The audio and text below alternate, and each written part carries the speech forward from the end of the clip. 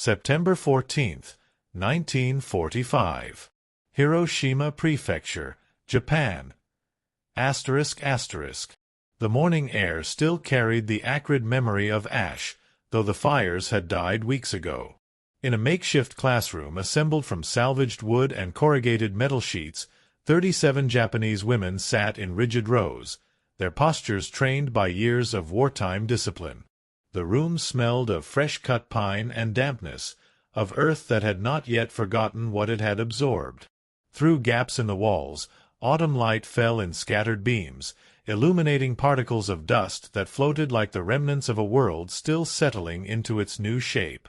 They had been told to expect indoctrination.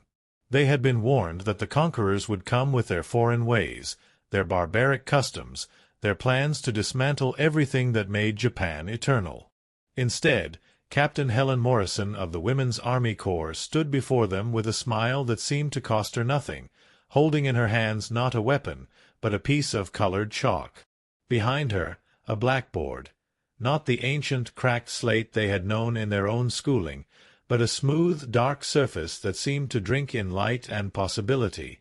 On a table beside her sat stacks of notebooks, not the thin, ration paper they had written on during the war, where every character had to be carefully placed to conserve space, but thick volumes with bright covers showing images of flowers and geometric patterns.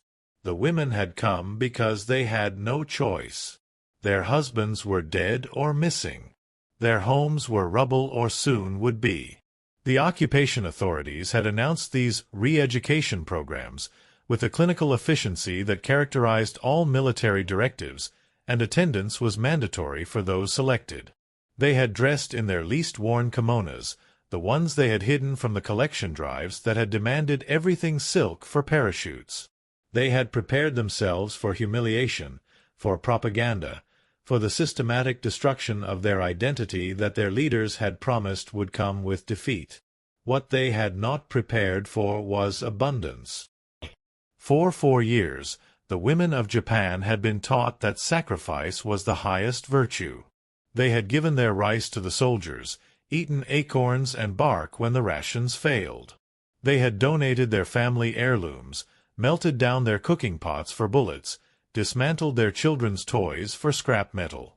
The government had praised them as the backbone of the empire, told them their suffering was noble, that their empty stomachs were proof of their patriotism. They had believed it because belief was survival, because doubt was treason, because the alternative to faith in eventual victory was a darkness too profound to contemplate. In the schools where they had taught their daughters, textbooks had grown thinner each year, the paper cheaper, the ink more diluted. By 1944, some schools had no books at all, only teachers reciting lessons from memory, students writing characters in the dirt with sticks. The women had learned to make education from nothing, to conjure learning from air and will and the desperate hope that knowledge might somehow survive the fire that was consuming everything else. They knew what American schools looked like, or thought they knew. The propaganda films had shown them. Wasteful temples of decadence where spoiled children learned nothing of value, where discipline was absent, where the sacred bond between teacher and student had been corrupted by individualism and democracy.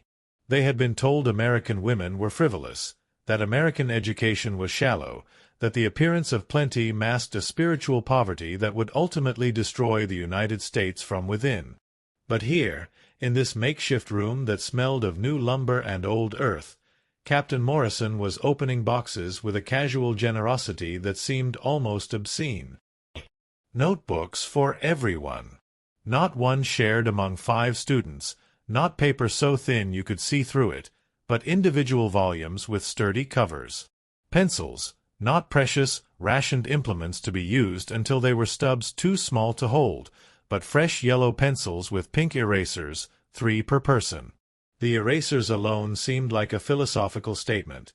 The assumption that mistakes were acceptable, that learning involved trial and error, that perfection was not required before beginning. Then Morrison opened another box, and the room fell into a silence deeper than before. Crayons. Boxes of Crayola crayons, 8 colors in each box, individually wrapped. 1 box per woman. The colors had names written in English on the paper wrapping: red, blue, green, yellow, orange, purple, brown, black.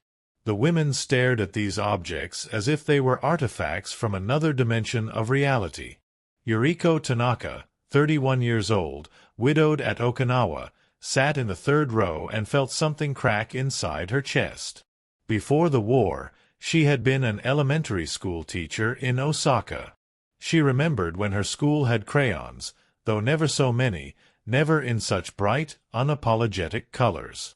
She remembered the year they had been collected, 1943, when every non-essential item was declared essential to the war effort.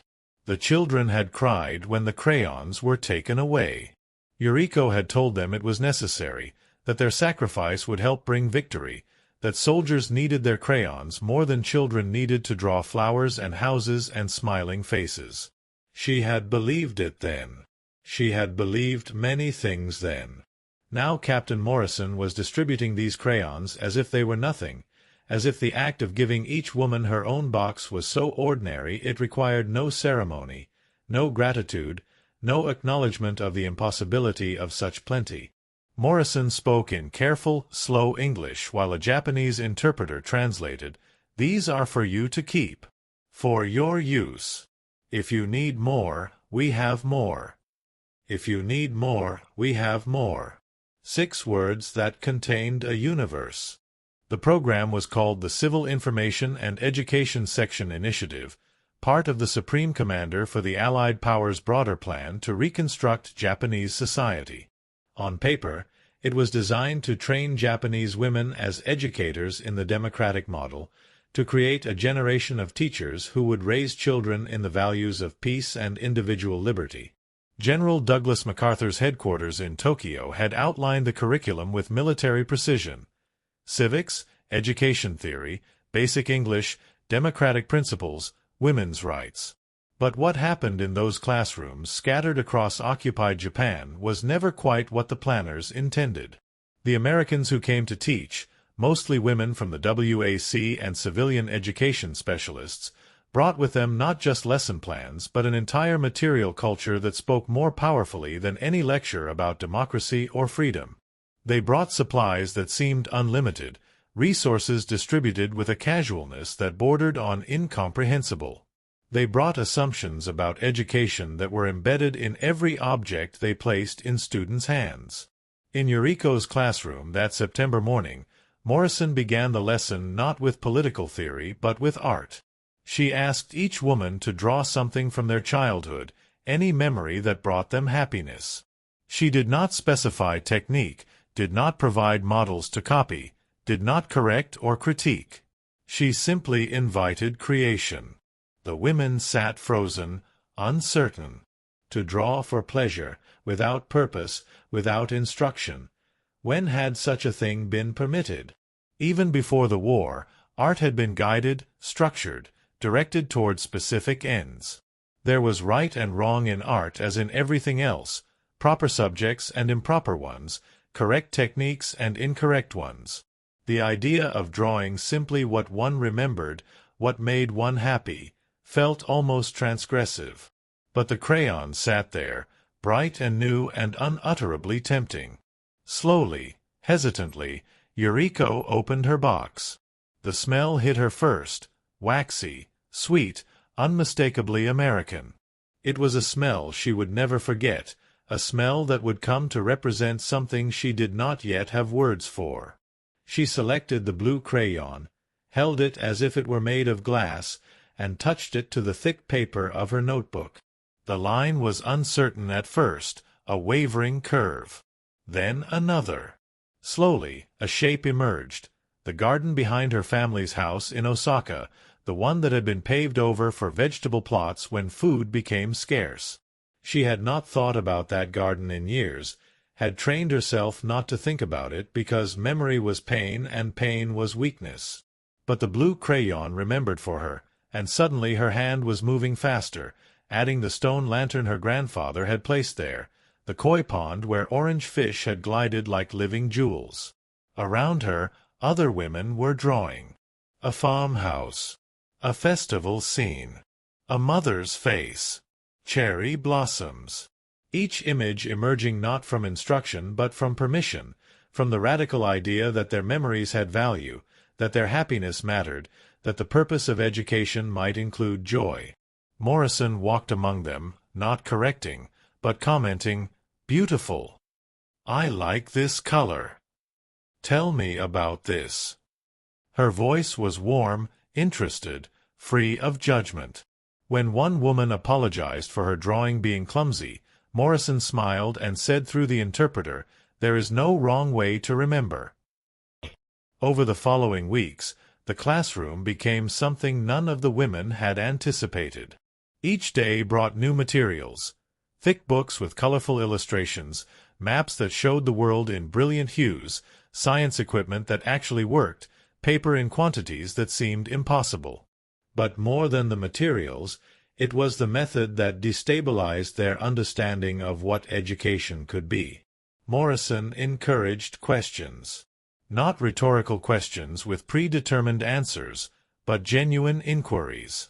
When a woman asked why American schools taught science differently than Japanese schools, Morrison did not deflect or dismiss. She explained, then asked what the Japanese method had been, listened with evident interest, proposed they compare both approaches to see what worked best. The assumption that there might be multiple valid ways to teach, multiple paths to knowledge, was itself a form of instruction more powerful than any lecture on democracy. The women learned that American elementary school students each had their own desks, their own sets of supplies, their own textbooks to take home. They learned that American schools served lunch, not meager rations but complete meals with milk and vegetables and sometimes dessert. They learned that American students were encouraged to disagree with teachers, to debate, to question. They learned that American girls were expected to attend school as long as boys, that education was considered a right rather than a privilege, that the purpose of schooling was not to create obedient subjects but thinking citizens. Each fact was a small detonation in their worldview. But it was the supplies that haunted them most persistently. The sheer, impossible abundance of supplies. Morrison opened a supply closet one day to retrieve construction paper, and the women glimpsed what lay inside. Boxes upon boxes of materials, enough for months, for years. Chalk in every color. Rulers. Compasses. Protractors. Glue. Scissors. Paint. All of it just sitting there, available, not locked away or rationed or distributed in careful, miserly portions, but simply there for use when needed. Keiko Yamamoto, who had taught in a rural school before it was closed for lack of resources, stared into that closet and felt tears burning in her throat. She thought of her students writing with charcoal on scraps of wood because there was no paper. She thought of the way she had broken single pencils into thirds to distribute among her class. She thought of teaching mathematics without any manipulatives, science without any equipment, geography with a map so old it showed borders from before the Russo-Japanese War. And she thought of the lies. All the lies they had been told about why suffering was necessary, why sacrifice was noble, why they had to give everything to the war effort while their leaders promised that victory would make it all worthwhile. She thought of the propaganda that had assured them America was weak, decadent, on the verge of collapse, that Japanese spiritual strength would triumph over American material excess. But here was the material excess, and it looked like children having enough crayons to draw without guilt. It looked like teachers having enough books that they did not have to choose which students deserved to learn. It looked like the assumption, embedded in every object in that supply closet, that education was important enough to fund fully, that children's futures mattered more than military adventures, that a society's strength could be measured not by its ability to endure privation but by its commitment to abundance for all. The transformation was not immediate, nor was it uniform. Some women remained suspicious, certain that this generosity was a trap, a method of control more insidious than open force. They attended because they were required to attend, participated because participation was expected, but held themselves apart, determined not to be seduced by American plenty into betraying the values they had been raised with. Others were simply exhausted. They had lost too much, endured too much, to have energy for resistance or conversion.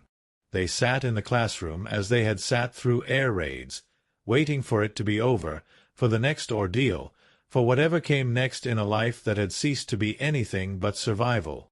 But for some, like Yuriko, each day brought small earthquakes of understanding. It was not just the supplies, though the supplies were a constant, tangible reminder of a different way of organizing society. It was the philosophy implicit in how those supplies were used. Morrison taught them that mistakes were part of learning, not failures to be punished. She taught them that students learned differently, that diversity of thought was valuable rather than dangerous, that the goal of education was not to produce uniformity but to develop individual potential.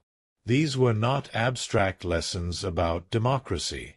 They were practical demonstrations embedded in every interaction, every assignment, every correction. When a woman gave a wrong answer, Morrison did not shame her but asked follow-up questions to understand her reasoning. When a woman excelled, Morrison did not hold her up as an example to make others feel inadequate but celebrated her achievement while encouraging others to find their own strengths. The crayons became a symbol, though none of the women would have articulated it that way at the time.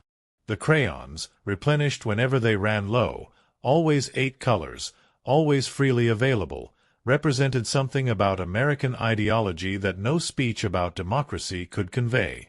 They represented the assumption that there was enough resources, enough opportunity, enough space for everyone to create without taking from someone else.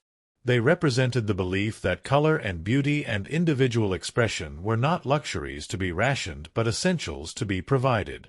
In a country that had been told for years that suffering was virtue and scarcity was character building, the message of the crayons was revolutionary. Abundance was possible, plenty was not sinful, having enough was not the same as being weak. By October, the women had begun to change in subtle ways. They arrived earlier to class, stayed later, asked if they could borrow books to read at home. Some brought questions they had thought of overnight, ideas they wanted to discuss.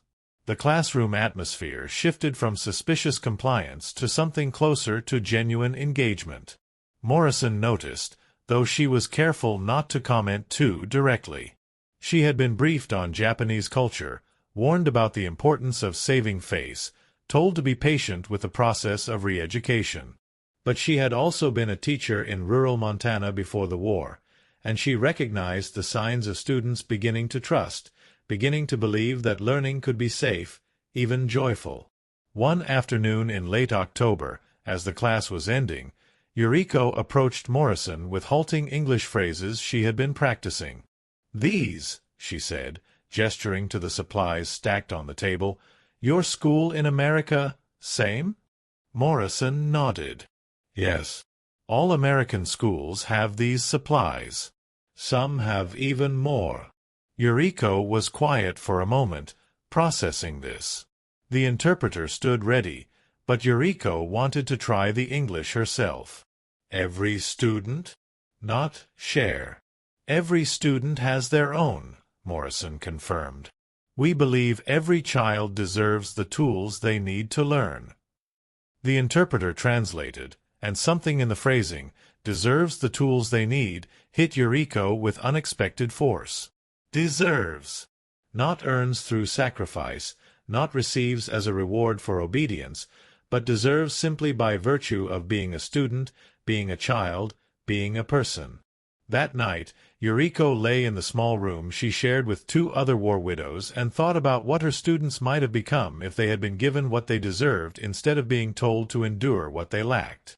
She thought about the children who had stopped coming to school because they were needed in factories or farms or because they were too weak from hunger to walk.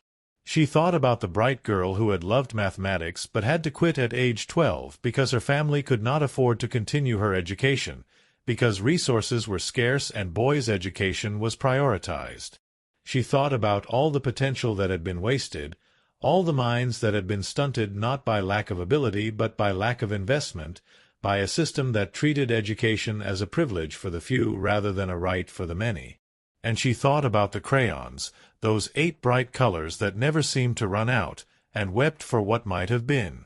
The program was scheduled to last 6 weeks, but many of the women petitioned for it to continue.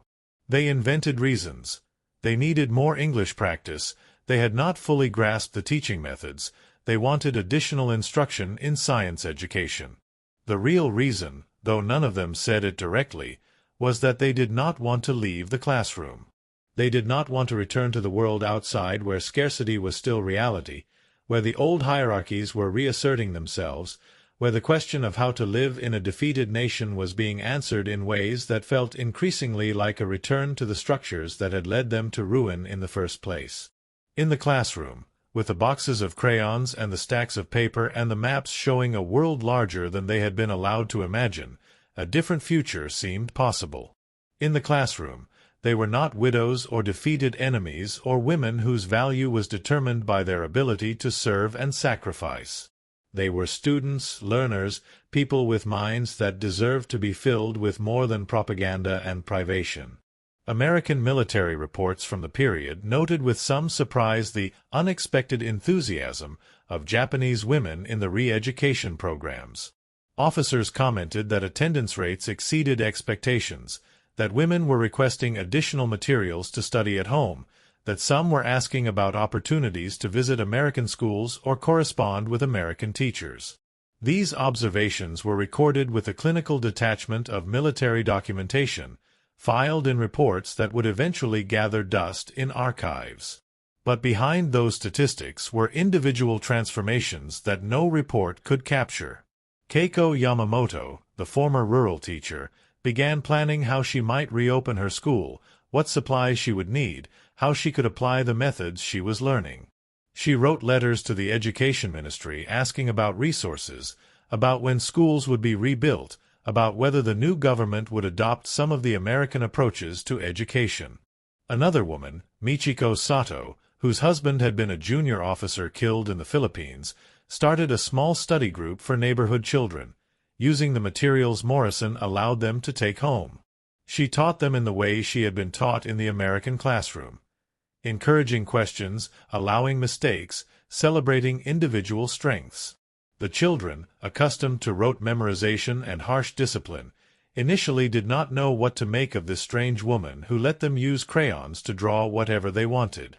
But gradually, cautiously, they began to respond, began to risk offering answers and asking questions and creating pictures that came from their own imaginations rather than from prescribed models. Yuriko became something of a leader among the women, though she did not seek the role. She had a gift for articulating what others felt but could not express, for asking the questions that cut to the heart of what they were experiencing. In mid-November, she asked Morrison a question that silenced the room. In America, you teach children they deserve supplies, deserve education. What else do you teach them they deserve? Morrison considered the question carefully before answering. We teach them they deserve to be heard, to have a say in their government, to pursue happiness, to be safe from tyranny, to think for themselves. The interpreter translated, and the women sat with these ideas, trying to fit them into frameworks built by years of being taught the opposite, that they deserved nothing except what their superiors deemed appropriate, that their purpose was to serve, that their thoughts mattered only insofar as they aligned with the collective, that happiness was selfish and safety was impossible and freedom was a dangerous illusion. But the crayons said otherwise.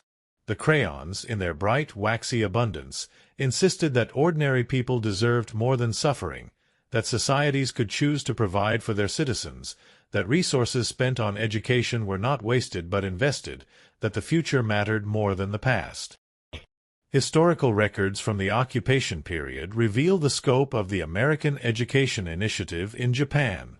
Between 1945 and 1952, over 350,000 Japanese educators participated in re-education programs of various types. The Supreme Commander for the Allied Powers Civil Information and Education Section distributed millions of textbooks, established training centers in every prefecture, and implemented sweeping reforms to Japan's education system. The stated goals were democratization and demilitarization, the transformation of a society that had been organized around imperial authority and military aggression into one based on individual rights and peaceful cooperation. The programs were controversial, both in Japan and in the United States. Japanese conservatives saw them as cultural imperialism, an attempt to destroy Japanese identity and replace it with American values. American critics questioned whether the effort was worth the cost, whether it was possible or even appropriate to impose democratic values on a society with such different traditions, whether the occupation was overreaching its mandate. But buried in those statistics about textbooks distributed and training sessions completed were moments like the one in Yuriko's classroom, moments that could not be quantified in military reports but that changed the trajectory of individual lives and, cumulatively, of a nation. By December 1945, when the 6-week program officially ended, 34 of the 37 women in Yuriko's class had petitioned to continue. They proposed an extended program, voluntary, where they could deepen their learning and perhaps help design curricula for the reopening of local schools. Morrison, moved by their commitment, agreed to request authorization from her superiors. The request wound its way through military bureaucracy and was eventually approved, though with limited funding. The extended program would have fewer supplies, less support. Morrison worried it would not be enough, that the women would be disappointed by the reduced resources. She need not have worried. When she informed the class that the program could continue but with constraints, Yuriko stood and spoke for the group. "We have learned that what matters most is not the supplies, though we are grateful for them. What matters is the belief that we deserve them, that our students deserve them, that education deserves to be fully supported. If we have fewer crayons, we will share them. But we will share them in the way you have taught us, believing that there should be enough for everyone, working toward a world where there is." The extended program ran through the spring of 1946. During those months, the women did more than learn American teaching methods. They began to articulate their own vision for Japanese education in the post-war era, a vision that drew on both traditional Japanese values and the democratic principles they were encountering. They discussed how to maintain respect for teachers while encouraging student questions, how to preserve the Japanese emphasis on group harmony while honoring individual potential, how to rebuild schools in a nation still scarred by war and scarcity. The crayons remained a touchstone in these discussions. Whenever the conversation became too abstract, too caught up in theory and ideology, someone would bring up the crayons. "Remember when we first saw them, how impossible they seemed. Remember how it felt to have our own box, to not have to ration or share or make do. Remember what it meant to be told, 'If you need more, we have more.'" That phrase, "if you need more, we have more," became something of a mantra among the women, an encapsulation of a philosophy that still felt foreign but increasingly necessary. In a culture that had elevated scarcity to a virtue, that had made endurance of privation a measure of moral worth, the idea that abundance was possible and even desirable required a fundamental reimagining of social organization. Some of the women struggled with this reimagining. They worried that embracing abundance meant rejecting Japanese identity, that accepting American plenty meant admitting that everything they had suffered had been unnecessary, that their leaders had been wrong, that their sacrifices had been for nothing. These were not easy thoughts to accommodate, not easy truths to absorb. But others, like Yuriko, began to see a path forward that did not require abandoning all of their culture, but did require abandoning the aspects of it that had led them to disaster. The emphasis on hierarchy and obedience, the suppression of individual thought, the glorification of suffering, the equation of military strength with national greatness, these were not essential to being Japanese. These were choices that had been made, and different choices could be made now. In March 1946, as cherry blossoms began to appear in the damaged landscape, the extended program held a graduation ceremony. Each woman received a certificate and a gift from Morrison, a box of crayons, the same 8-color box they had first received 6 months earlier, along with a notebook and a handwritten note encouraging them to continue learning, to teach with creativity and compassion, to believe that their students deserved the best education possible. Several of the women cried, though whether from gratitude or loss or the overwhelming weight of all that had changed, it was impossible to say. Yuriko held her box of crayons and thought about the journey those simple objects represented, from instruments of impossible luxury to symbols of a different way of being, from evidence of American excess to proof that another world was imaginable. In the years that followed, Japan's education system was indeed transformed, though the process was complex and contested, shaped by American pressure, Japanese resistance, cultural negotiation, and the particular needs of a nation rebuilding from devastation. The Constitution of 1947 established education as a fundamental right. The Fundamental Law of Education, enacted the same year, emphasized individual dignity, equality, and democratic citizenship. Schools were rebuilt, textbooks were rewritten, teacher training programs were established. Statistical measures of this transformation are impressive. By 1950, enrollment in compulsory education had reached pre-war levels. By 1960, Japan had one of the highest literacy rates in the world. By 1970, its students were outperforming American students in mathematics and science, a fact that caused considerable consternation in the United States. But statistics cannot capture the individual stories of transformation, the ways that particular encounters with particular ideas in particular moments changed particular lives. They cannot account for Yuriko Tanaka, who became a principal of an elementary school in Osaka and was known for her insistence that every classroom be fully supplied, that no child be asked to learn without the proper tools, that teachers be given the resources they needed to teach effectively. Her colleagues sometimes joked about her obsession with supplies, not understanding that for her, the question of whether children had adequate materials was not a bureaucratic detail but a philosophical statement about their worth, about society's priorities, about what kind of future was being built. They cannot account for Keiko Yamamoto, who reopened her rural school and became a fierce advocate for educational equality, arguing that children in poor areas deserved the same resources as children in wealthy ones, that geography should not determine destiny. She fought with local and national governments for funding, for supplies, for teacher training. She was not always successful, but she never stopped fighting, never stopped believing that the children in her care deserved more than making do, more than enduring scarcity as if it were natural and inevitable. They cannot account for the hundreds of other women who passed through the occupation education programs and carried forward, in ways large and small, the lessons they had learned not just from lectures about democracy but from the experience of being treated as if their learning mattered, as if their potential was worth investing in, as if abundance was a right rather than a rare privilege. Morrison returned to the United States in 1947, her military service complete. She resumed teaching, first in Montana and later in California. She rarely spoke about her time in Japan, not because it was traumatic or secret, but because it seemed too complex to explain, too dependent on context and detail to fit into casual conversation. How could she describe what it meant to watch women encounter crayons as if they were miracles? How could she convey the weight of being present when worldviews shifted, when people discovered that alternatives to suffering existed? But she kept the letters. Over the years, several of the women from her classes wrote to her, updating her on their lives, their schools, their students.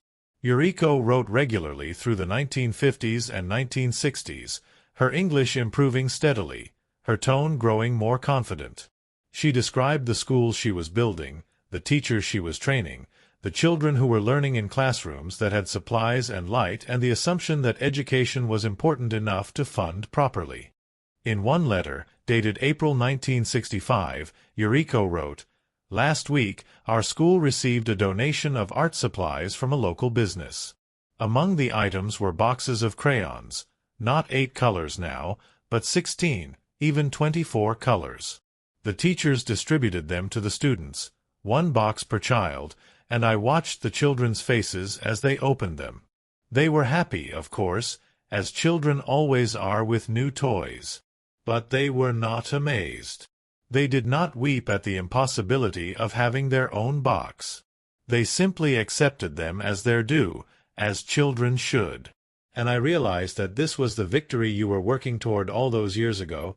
Not that we would be grateful for crayons, but that we would build a society where children having crayons was so ordinary, so expected, that it required no gratitude, no amazement. That is the world we are building here, teacher. A world where abundance is normal and deprivation is the anomaly that requires explanation. Morrison read that letter in her kitchen in Sacramento, and she wept for reasons she could not fully articulate, for the strangeness of history, for the unexpected ways that small acts echo forward, for the privilege of having been present at a moment when one world ended and another began.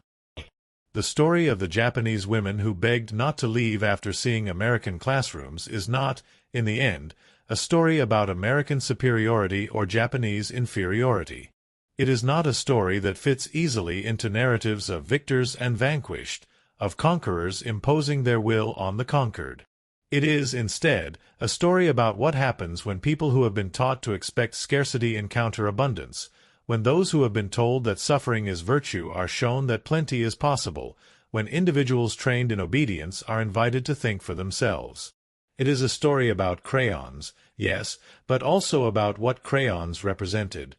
A society wealthy enough and confident enough to assume that every child deserved not just education but the tools to make that education rich and meaningful. A society that believed individual creativity was worth fostering, that mistakes were part of learning, that there was enough resources, enough opportunity, enough space for everyone to flourish. The women who sat in those occupation classrooms in the autumn and winter of 1945 had lived through hell. They had endured deprivation and loss and the complete collapse of the world they had known. They had been lied to by their leaders, sacrificed by their government, and left to survive in a landscape of rubble and ash. They had every reason to be bitter, to resist, to cling to the remnants of the ideology that had at least given their suffering meaning. But when confronted with a different possibility, when shown that abundance was achievable and that they deserved to be invested in, many of them chose transformation. Not because they were weak or easily manipulated, not because American propaganda was particularly effective, but because the material reality of 8 crayons in a cardboard box spoke more eloquently than any speech about the possibilities inherent in a different way of organizing society. They learned that there could be enough. That having enough was not weakness but strength. That a society should be judged not by how well its citizens could endure privation, but by how thoroughly it provided for their flourishing.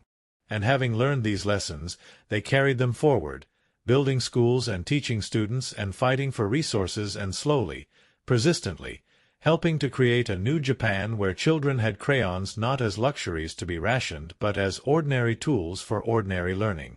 The crayons were never just crayons. They were arguments made tangible, philosophies rendered in wax and color. They were proof that alternatives existed, that the suffering they had endured was not inevitable, that different choices led to different outcomes. They were, in their small, bright, abundant way, the tools that helped build a peace more durable than any that could have been imposed by force alone. In the end, that is what the women understood and what they begged to hold on to. Not the crayons themselves, but the world the crayons implied. A world where there was enough for everyone, where individual potential was worth nurturing, where the purpose of society was not to glorify suffering but to minimize it, not to celebrate scarcity but to eliminate it.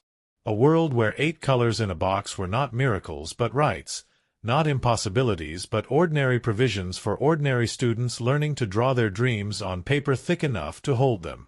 That world did not yet exist, not fully, not for everyone. But in those classrooms scattered across occupied Japan in the months after the war's end, it came close enough to touch, close enough to believe in, close enough to make them weep at the leaving. And in the decades that followed, they worked to build it, one student at a time, one school at a time, one box of crayons at a time, until the children stopped being amazed by abundance and started expecting it, which was, perhaps, the greatest transformation of all.